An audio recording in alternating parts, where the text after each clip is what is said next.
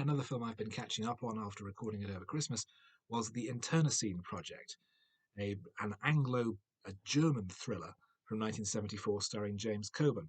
Coburn plays an economics expert who is in the pocket of a major industrialist. This industrialist has arranged for him to be appointed to a very senior position where he will have the ear of the president, but first he has to close down his corporate espionage ring, which he operates in London, and he has conceived a brilliant plan to do so. His four contacts will each be told that another member of the group is responsible for the leak, and so that they will each in turn have to kill one of the others, setting each of them up.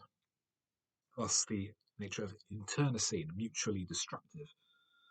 Um, it works as a concept, it's a great idea for a story, but there's nothing else to it.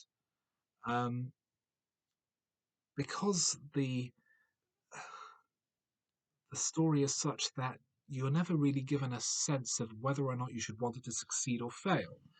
Um, the uh, the main characters are not characterized in any real depth. Coburn's character is um, quite bland and uninteresting. He has a relationship with a uh, an American television journalist played by Lee Grant, um, which has little overall impact in the story. Um, it's really a matter of setting up the murders to happen and then them all slowly playing out over the course of an evening as Coburn sits in his flat waiting for a series of coded telephone calls.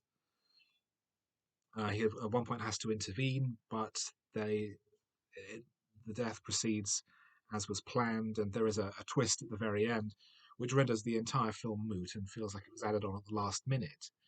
Um, it's really quite an unsatisfactory piece of work. There are numerous actors in significant supporting roles as the various um, members of the cell. Michael Jayston, Harry Andrews, Ian Hendry, and the film is ultimately, I think, symbolized by he will have the ear of the president, but because of the moment the film was set, that president would likely be Nixon in his final days in office, which would render the whole thing moot.